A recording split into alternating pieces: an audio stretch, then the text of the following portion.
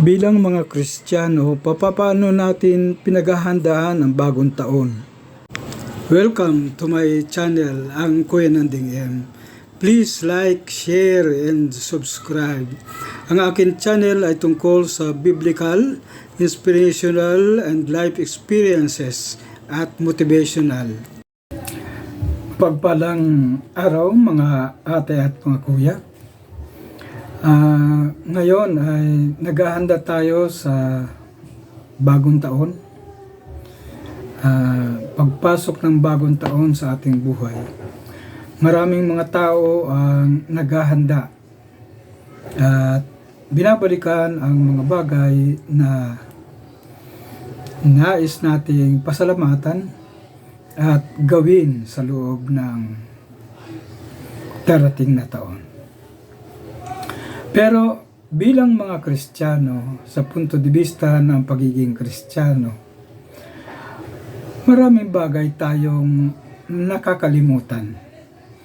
At ang kakulangan ng ating buhay bilang mga Kristiyano, ibabahagi ko lang ang 3 tips upang maging maligaya at makabuluhan ang ating buhay Kristiyano. Una, kailangan nating personal na makausap si Kristo. Siya ay buhay at nakita natin sa kasaysayan ng ating pagpasok ng Pasko na siya ay nagkatawang tao. Ang kanyang kababaang loob ay ipinakita sa atin. Kaya kailangan nating makilala siya ng personal sa ating buhay. Magkaroon tayo ng pagkausap sa kanya at pakikipagkaibigan sa kanya dahil tayo ay itinuring niyang kaibigan, hindi na slave, kundi isang kaibigan. Kaya ngayon sa darating na taong ito ng 2026, isang paanyaya sa atin ang muling makausap, matagpuan si Kristo sa ating buhay. At ito ay sa pamamagitan ng panalangin. Ikalawa, ang kahalagahan na isabuhay natin ang buhay na ipinakita ni Kristo sa atin. Ang kababaang loob, ang pananampalataya, at ang pagmamahal sa kapwa. Ang pagbibigay ng kanyang sarili ay isang halimbawa na dapat nating tularan. Isang mapagkumbabang Kristiyano. At kung nais nating maging disipulo, sabi nga sa aklat ni San Lucas, na dapat nating kargahin, dapat nating hawakan at makinig sa krus na ibinibigay sa atin. Una, ang self-denial.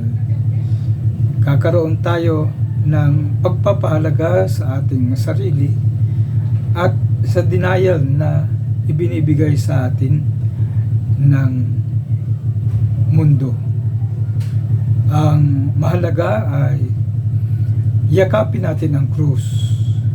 Ang krus natin sa araw-araw. Ang krus ng kahirapan, ang krus ng psychological problems, ang krus ng pinansyal. At ito ay panawagan upang masundan natin si Kristo sa kanyang krus. Ang kahalagahan ng pagpapahalaga sa obedience ni Kristo.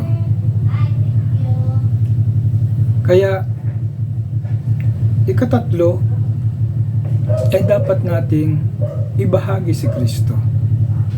Ito ay isang panawagan sa atin bilang mga Kristiyano na magkaroon tayo ng ebanghelisasyon. Ang pagbabahagi ni Kristo sa kapwa natin sa pamamagitan ng mga programa ng mga simbahan katulad ng mga Batayang Pamayanan Kristiyano o BEC.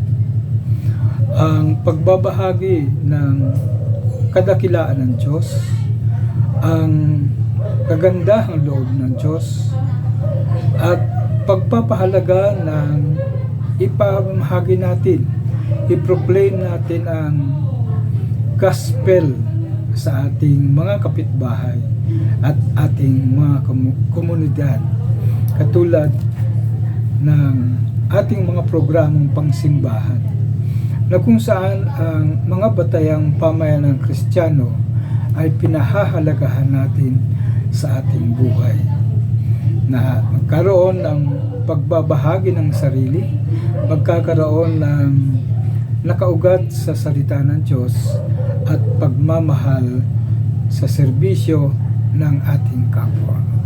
So ito po muna ang aking ibabahagi at maligayang bagong taon sa ating lahat.